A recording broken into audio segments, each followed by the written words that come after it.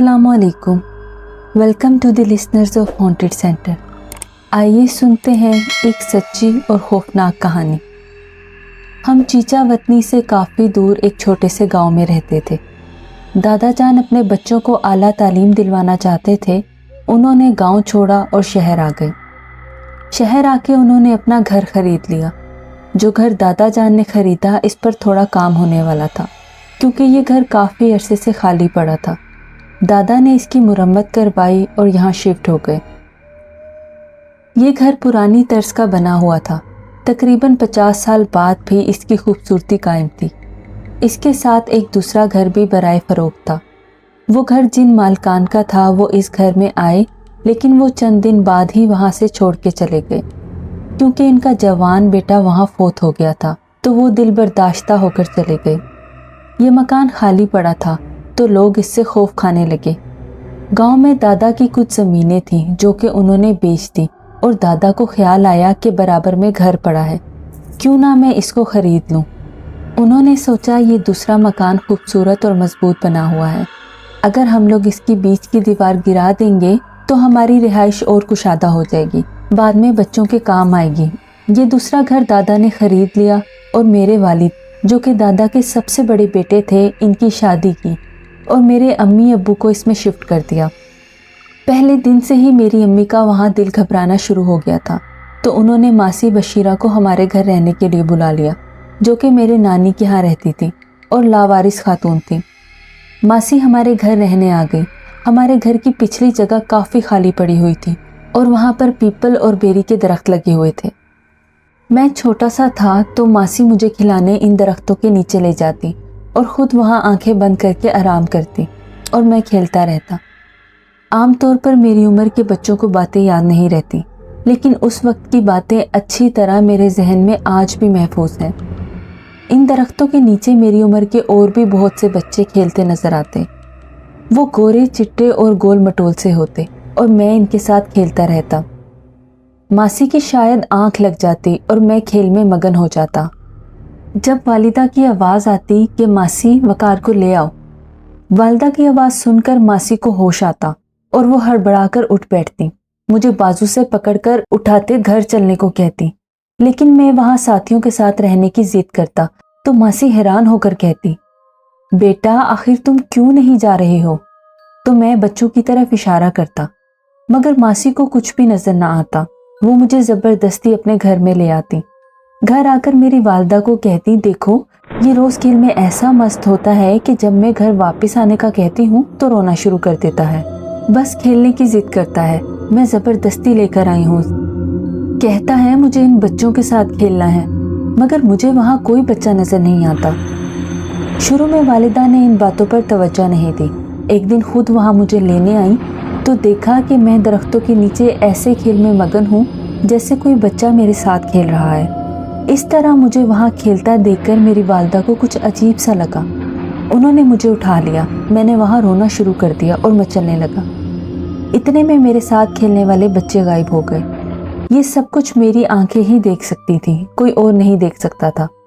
अगर किसी दिन मासी वहाँ ना लेकर जाती तो मैं जिद करता कि मुझे वहाँ दरख्तों के पास ले चलो, वो बच्चे मेरा इंतज़ार कर रहे हैं, मुझे बुला रहे हैं, इनके साथ खेलना है। लेकिन मासी और मेरी अम्मी को वहाँ कोई बच्चा नज़र ना आता। मेरी जिद के आगे वालिदा और मासी हार मान जाते और मैं दरवाजे से बाहर आता और उधर को ही भागता जिधर वो बच्चे मुझे नज़र आते। मासी ये सब कुछ देखकर हैरान हो जाती। एक दिन जब मैं इनके साथ खेलने में मसरूफ़ था तो मासी ने मेरी वालिदा को कहा कि मुझे लगता है कि ये पागल हो गया है। तब मैं कुछ बड़ा हो चुका था। वालिदा ने आकर देखा तो मेरे खिलौने एक तरफ पड़े हुए थे और मैं इन बच्चों के साथ खेल रहा था जो मुझे नज़र आ रहे थे और किसी को नज़र नहीं आ रहे थे। जब वालिदा ने मुझे ऐसे खेलते देखा तो वो डर गई और मुझे दादी के पास ले गई। दादी को सब कुछ बताया। दादी ने कहा कि घर काफ़ी अरसे से खाली पड़ा है, मुमकिन है कि किसी और मखलूक ने इसमें बसेरा कर लिया हो। तुम वकार को इन दरख्तों की तरफ ना जाने दिया करो, बल्कि इस तरफ जाने का दरवाज़ा ही बंद कर दो। वालिदा ने ऐसा ही किया। नतीजा ये हुआ कि मैं बीमार पड़ गया, खाना पीना छोड़ दिया। घर वालों ने जब मेरी हालत देखी तो मुझे मौलाना साहब के पास दम करवाने ले गए। मौलवी साहब 8 दिन घर आकर दम करते रहे। कुछ हालत बेहतर हुई, खाना पीना शुरू कर दिया, मगर वहाँ जाने की अब भी जिद करता था क्योंकि वो बच्चे भी मेरा इंतज़ार कर रहे होते थे। मैं इनके साथ खेलकर बहुत खुश होता। मासी ने एक दिन कहा, वहाँ कुछ भी नहीं है, अगर कोई चीज़ है तो आए मेरा सामना करे।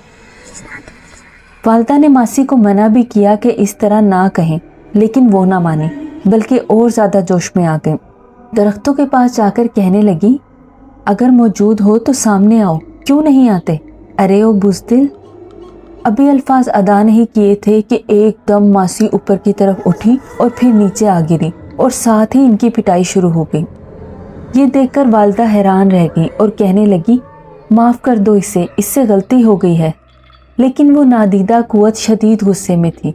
तब मगरिब की अजान होने लगी और अल्लाह अकबर की सदा के साथ ही मासी की जान बख्शी हो गई। किसी ने अब्बू को भी इत्तला दे दी थी, वो भी आ गए। वालदा भी थर थर काँप रही थी। कुछ दिनों बाद मासी ठीक हो गई। फैसला ये हुआ कि किसी ने उधर नहीं जाना और इन्हीं दिनों मेरा छोटा भाई भी पैदा हुआ। अब मैं अकेला नहीं था, अपने भाई के साथ खेलता रहता।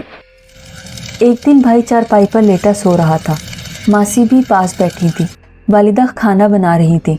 अचानक मासी ने जमाइयाँ लेना शुरू कर दी और पास ही लेटकर सो गई। मैंने देखा कि एक औरत आई, छोटे भाई को उठाया और दरख्तों की तरफ चली गई। ये देखकर मैं रोने लगा तो मासी की आंख खुल गई। मैंने दरख्तों की तरफ इशारा किया था। मैं उस टाइम बोल नहीं सकता था, ऐसे लगा जैसे किसी ने पकड़ा हुआ है। मासी ने घबराकर वालदा को पुकारा और कहा, परवीन जल्दी आओ, छोटा बच्चा इधर नहीं है। इससे पहले कि वालदा आती, वही औरत दरख्तों से उतरी और दोबारा आकर बच्चे को चारपाई पर लिटा दिया और उसी वक्त गायब हो गई। जब मेरी वालिदा किचन से बाहर आई तो मेरा भाई वैसे ही चारपाई पर लेटा था। तो मासी को बोली, क्या हो गया है? ये खेल रहा है और तुम वावेला मचा रही हो। मासी जवाब भी नहीं दे पाई। मैं सब कुछ बताना चाहता था लेकिन मेरी ज़बान ने साथ नहीं दिया। इस औरत को मैंने बाद में भी कई बार घर की सफाई करते देखा। कभी बच्चे इसके साथ होते, कभी वो अकेली होती। घर के बाकी अफराद को भी घर में कुछ ना कुछ गैर मामूली महसूस होता, मगर मैं कभी कुछ देखता और कभी कुछ। एक दिन मैंने देखा कि कुछ लड़के लड़कियां बेरी के दरख्त पर से बेर तोड़ रहे हैं और वो औरत नलके पर बैठी कपड़े धो रही है। मैंने मासी को कहा, मुझे भी बेर लेकर दो। मासी ने कहा, कहाँ है?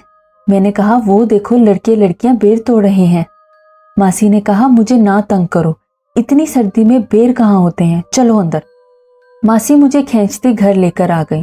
खुदा जाने मेरी आंखों में कौन सी कुव्वत आ चुकी थी जो इन चीज़ों को देख लेती थी, जिनको आम आंखें नहीं देख सकती थी।